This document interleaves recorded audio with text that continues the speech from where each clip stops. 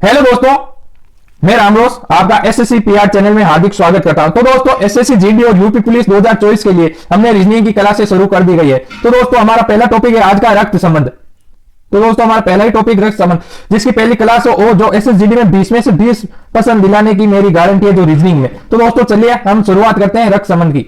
तो हमारा टॉपिक है रक्त संबंध। तो चलिए इसकी कुछ सामान्य आपको जानकारी दे देता हूं। तो दोस्तों, भाई और बहन के लिए एक लेन का हम प्रयोग करेंगे, पत्नी और पत्नी के लिए डबल लेन और माता और पिता के लिए खड़ी लेन। तो दोस्तों, ये कुछ लेन सिंबल है जिसका हमें ध्यान रखना है। तो दोस्तों, पुरुष के लिए प्लस और महिला के लिए माइनस, ये हमें ध्यान में रखना है। तो दोस्तों, कुछ आते हैं इकलौता बेटा। तो इकलौता बेटा होता है ना, तो वो एक ही बेटा होता है। तो दोस्तों, इसका कोई दूसरा बेटा नहीं होगा, इसकी दूसरी बेटी हो सकती है पर बेटा नहीं होगा। तो जैसे बोल दे इकलौती बेटी, तो ये एक ही बेटी होगी, इसकी दूसरी कोई बेटी नहीं होगी। इसके भाई हो सकते हैं, इसके इकलौते आर, मान लेते हैं आर का इकलौता बेटा पी है। तो दोस्तों, आर का इकलौता बेटा पी है तो पी होगा। तो चलिए दोस्तों, अब शुरुआत करते हैं। जैसे जैसे प्रश्न आएंगे आगे हम समझाते जाएंगे। तो दोस्तों, पहला ही सवाल है हमारा, ए बी का पिता है, बी जे की पत्नी है, एस बी का भाई है, आर बी की बेटी है। तो बताओ ए का जे से क्या संबंध है। तो दोस्तों, चलिए शुरुआत करते हैं। ए बी का पिता है, तो बी का पिता हो गया ए, तो पिता है तो प्लस कर देंगे। तो दोस्तों, आगे पूछा गया बी जे की पत्नी है, तो पत्नी और पत्नी के लिए डबल लाइन यूज करेंगे। तो जे पति हो गया तो प्लस करेंगे, पत्नी बी हो गई तो माइनस करेंगे। तो दोस्तों, आगे पूछा गया एस बी का भाई है, तो बी का भाई एस हो गया तो हम प्लस करेंगे एस को। तो आगे पूछा गया आर बी की बेटी है, आर किसकी बेटी है तो बी की, तो आर इधर लिख देंगे और बेटी है तो माइनस कर देंगे। तो दोस्तों, आगे पूछा गया ए का जे से क्या संबंध है। तो दोस्तों, आपको ध्यान रखना, जिस शब्द के साथ से लगेगा हम शुरुआत उससे करेंगे। तो दोस्तों, अब से जे के साथ लगा हुआ है तो हम जे से जाएंगे, तो जे से बी के साथ जाना है हमें, तो इनके संबंध बताना है। तो जे की बी क्या लगती है पत्नी, और पत्नी का पिता क्या हो गया ससुर। तो दोस्तों, इसका राइट आंसर हो जाएगा ससुर। तो चलिए दोस्तों, अगले प्रश्न की ओर चलते हैं हम। हमारा आज का दूसरा प्रश्न, आर एम का इकलौता बेटा। ये देखिए दोस्तों, इकलौता बेटे के बारे में आ गया। तो एम का इकलौता बेटा कौन है दोस्तों, आर, तो हम प्लस कर देंगे। अब इसका दूसरा कोई बेटा नहीं होगा, इसकी बेटी हो सकती है पर बेटा नहीं हो सकता। तो चलिए दोस्तों, आगे बढ़ते हैं। जे डी का भाई है, तो दोस्तों अभी यहां पे जे और डी नहीं दिया गया, तो एम आर दिया गया, तो इसे हमें छोड़ देंगे, तो बाद में देखेंगे। और डी पी की माता है, तो ये भी नहीं दिया गया, तो आगे बढ़िए। एम डी का दंपति, दंपति का मतलब होता है पत्नी पति। तो चलिए दोस्तों, एम डी की पत्नी है, तो एम डी की दंपति है। तो दोस्तों, आगे दिया गया, फिर अब हम यहां पे आ जाएंगे। जे डी का भाई है, तो जे डी का भाई है, तो डी का भाई जे हो गए तो हम प्लस कर देंगे।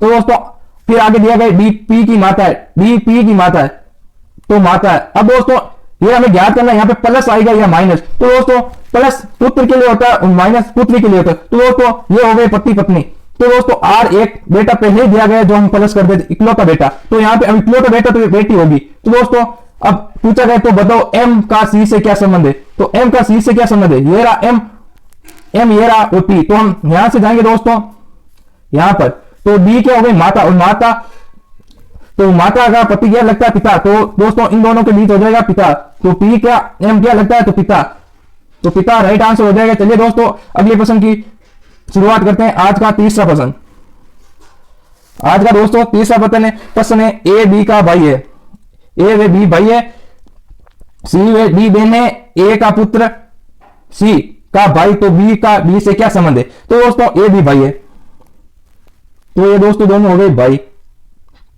तो प्लस कर देंगे। तो दोस्तों, पूछा गया सी वे डी बहन है, तो अभी हमें ज्ञात नहीं है सी और डी बहन है। ए का पुत्र सी का भाई, ए का पुत्र सी का भाई, तो ए का पुत्र है, जैसे हम यहां पे कोई पुत्र है प्लस मान लेते, क्योंकि दिया गया नहीं है। ए का पुत्र सी का भाई, तो ए का पुत्र सी का भाई, तो बी और डी से क्या संबंध है। तो देखिए दोस्तों, यहां मान लेते, तो आगे दिया गया सी और डी बहने, तो यहां पे पुत्र का पूछा और सी और डी बहने, तो जो यहां पे होगा जो प्लस है ये पुत्र है, उसकी बहने हो गई सी और डी, तो ये सी और ये डी। ये दोनों बहनें हो गई। तो दोस्तों पूछा क्या गया है, तो डी से क्या संबंध है, तो ये हो गई बहन, ये हो गया भाई, और ये पिता का भाई क्या होता है, चाचा। पिता का भाई क्या होता है, चाचा। तो दोस्तों वापिस समझा देता हूं आपको, प्रश्न बहुत शानदार है। ए व डी भाई है, तो ए और बी भाई है, तो पूछा गया सी व डी बहन है। तो अभी ए और बी का दे रखा, तो सी हम बाद में देखेंगे। तो ए का पुत्र सी है, ए का पुत्र सी का भाई, ए का पुत्र सी का भाई, तो बी डी से क्या संबंध है, यानी ए का पुत्र है कोई, जिसे हम प्लस मान लेंगे। ये हमेशा ध्यान रखना, आपको प्लस ही मानना, पुत्र दिया होगा तो माइनस। तो दोस्तों दिया गया सी व डी बहने, तो ये सी और ये डी बहने हैं, तो सी और डी तो यहां पे आ गए। तो ये क्या पूछा गया, बी और डी का से क्या संबंध है, तो डी से हमें ज्ञात करना, से यहां पे लगा हुआ है। तो सी से हम यदि बी पे जाएंगे तो ये हो गए पिता का भाई होता है चाचा। तो दोस्तों चाचा एकदम राइट होंगे। तो चलिए दोस्तों आज का नेक्स्ट प्रश्न, बहुत ही शानदार प्रश्न है दोस्तों।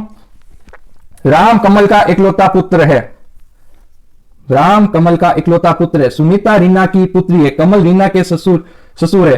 तो बताओ राम का सुनीता से क्या संबंध है। तो दोस्तों राम और सुनीता का संबंध पूछा गया, तो चलिए ज्ञात करते हैं। तो दोस्तों कमल को हम के मान लेते हैं, ये हो गया के।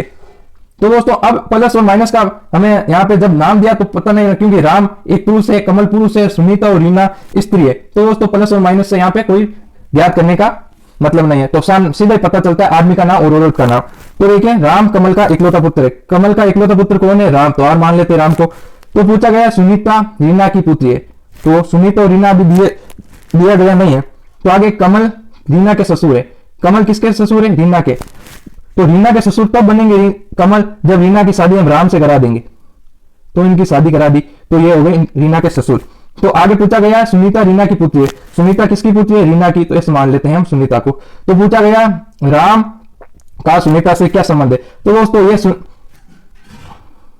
पूछा गया सुनीता का राम से क्या संबंध है, सुनीता का राम से क्या संबंध है। तो ये हो गई माता, और माता का पति होता है पिता। तो दोस्तों इसका राइट हो जाएगा पिता।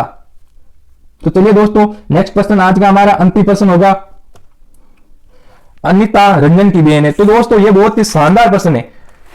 अनिता रंजन की बहन है, दीपा रंजन की मां है, कार्तिक दीपा के पिता है, मयंक कार्तिक की मां है। तो बताओ अनिता का मयंक से क्या संबंध है। तो दोस्तों बहुत ही शानदार प्रश्न लेके आया हूं ये, तो वीडियो को लाइक करते रहिए। तो अनिता को हम ए मानते हैं दोस्तों, ये हो गया अनिता को ए, ये हो गई रंजन की बहन, तो आर मान लेते हैं रंजन को। तो आगे पूछा गया दोस्तों दीपा रंजन की मां है, दीपा किसकी मां है, रंजन की, दीपा को हम बी मान लेते हैं दोस्तों। आगे पूछा गया कार्तिक दीपा के पिता है, तो कार्तिक किसके पिता है, दीपा के, ये पिता हो गए, तो प्लस कर देते हैं यहाँ पे।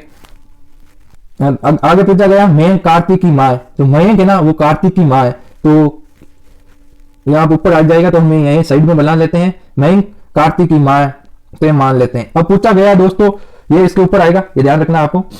आगे क्या पूछा गया, संबंध बताइए। तो बताओ अनिता का मयंक से क्या संबंध है, अनिता का मयंक से, अनिता ये रही और मयंक ये रहा। तो दोस्तों ये हो गई बहने, तो अनिता रंजन बहने, तो ये तो बहने हो गई।